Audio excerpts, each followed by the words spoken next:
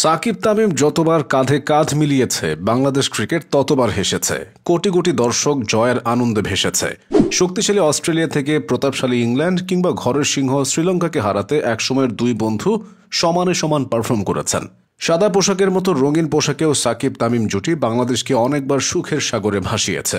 2022 সালে সাউথ আফ্রিকার বিপক্ষে ওয়ানডে সিরিজ জয়ের পর দুজন দুজনকে জড়িয়ে ধরেছিলেন। সময় যেন বড্ড নিষ্ঠুর, বড়ই নির্মম। বছর তিনেক না যেতেই তাদের কেউ এখন জাতীয় দলে নেই। তামিমের সমাপ্তি ঘটেছে, জাতীয় দলে সাকিবের দরজাও বন্ধ। বন্ধুত্বে ফাটল ধরুক বা মনোমালিন্যই হোক, সাকিব তামিম যে বাংলাদেশ ক্রিকেট ইতিহাসের সবচেয়ে বড় দুই তারকা সেটা নিয়ে কারো মাঝেই সন্দেহ নেই। 22 গজে একসাথে দুজনের দাপট দেখানোর শুরুটা হয়েছিল 2007 বিশ্বকাপে ভারতের বিপক্ষে। ঐতিহাসিক সেই জয়ে তামিমের ব্যাটিং বীরত্বের কথা সবারই জানা। সেদিন তামিমের ঝোড়ো 51 রানের পর দলের হাল ধরেছিলেন সাকিব। পরিস্থিতির দাবি মিটিয়ে সাকিবও করেছিলেন দুর্দান্ত এক 50। দুজনের ব্যাটে ভর করে বিশ্বকাপে বাংলাদেশ লিখেছিল নতুন এক ইতিহাস। একসাথে সাকিব তামিমের ইতিহাস লেখার গল্পটা চলেছে পরবর্তী 1.5 যুগের বেশি সময় ধরে। 2009 সালে জিম্বাবুয়ের বিপক্ষে 5 ম্যাচের ওয়ানডে সিরিজ জয়েও দুজনে ব্যাট হাতে উজ্জ্বল ছিলেন। 2012 সালে এশিয়া কাপের কথা কি কেউ ভুলতে পারবে? ফাইনালে 2 রানে দুঃস্বপ্নের ওই পরাজয় বাদ দিলে পুরো টুর্নামেন্টটি স্বপ্নের মতো কেটেছিল বাংলাদেশের, বিশেষ করে সাকিব তামিম দুজনের। পরপর 4 ম্যাচে 4টি 50 করে তামিমের আইকনিক সেলিব্রেশন এখনও তরতাজা স্মৃতি। আর পুরো আসর জুড়ে অলরাউন্ড নৈপুণ্য দেখিয়ে ম্যান অব দ্য টুর্নামেন্ট হয়েছিলেন সাকিব। ফাইনালে যেখানে অন্য কেউ 30-এর ঘরও পেরোতে পারেনি, সেখানে এই দুজনের ব্যাটে এসেছিল ষাটোর্ধ্ব ইনিংস।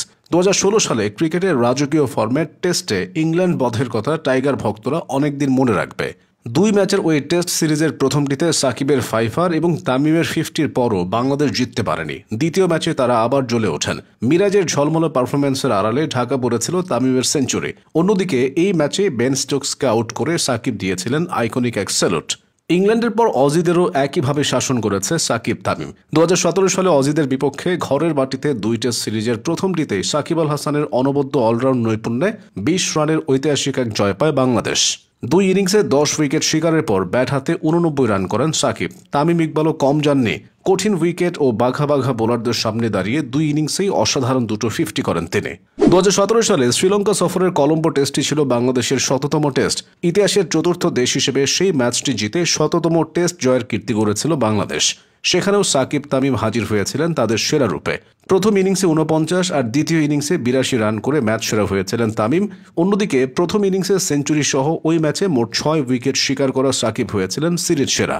2018 সালের ওয়েস্ট ইন্ডিজ সফরেও সাকিব তামিমে ভরসা পেয়েছে টাইগার শিবির। টেস্টে 43 রানে অল আউট হওয়ার লজ্জায় ডুবলেও ওয়ানডে ও টি20তে বাংলাদেশকে সিরিজ জিতিয়েছেন এই দুজন। ওয়ানডেতে তামিম করেছিলেন একাধিক সেঞ্চুরি। প্রথম ওয়ানডেতে তার সাথে জুটি করে সাকিব খেলেছিলেন 97 রানের একটি ইনিংস। এরপর টি20তেও দুজনে ক্যারিবিয়ানদের শাসন করেছে। ফিরে তাকানো যাক 2022 সালে। 82 বলে 87 করে ভিত্তিটা গড়ে দিয়েছিলেন তামিম, তবে তিনি ছিলেন নন স্ট্রাইকে। স্ট্রাইকে তখন সাকিব আল হাসান। কাগিস ও রাবাদার বলে কাট করে পয়েন্ট দিয়ে 4 হাঁকালেন তিনি। ইতিহাস গড়া হয়ে গেল তাতেই। প্রোটিয়াদের মাটিতে 3 ম্যাচের ওয়ানডে সিরিজ জেতার পর সাকিব তামিম দুজনেই দুজনকে জড়িয়ে ধরেছিলেন। বাংলাদেশ ক্রিকেটে এমন মুহূর্ত আর আসবে না। একসময়ের পরম দুই বন্ধু সাকিব তামিম যে আর জাতীয় দলে একসঙ্গে খেলতে পারবেন না।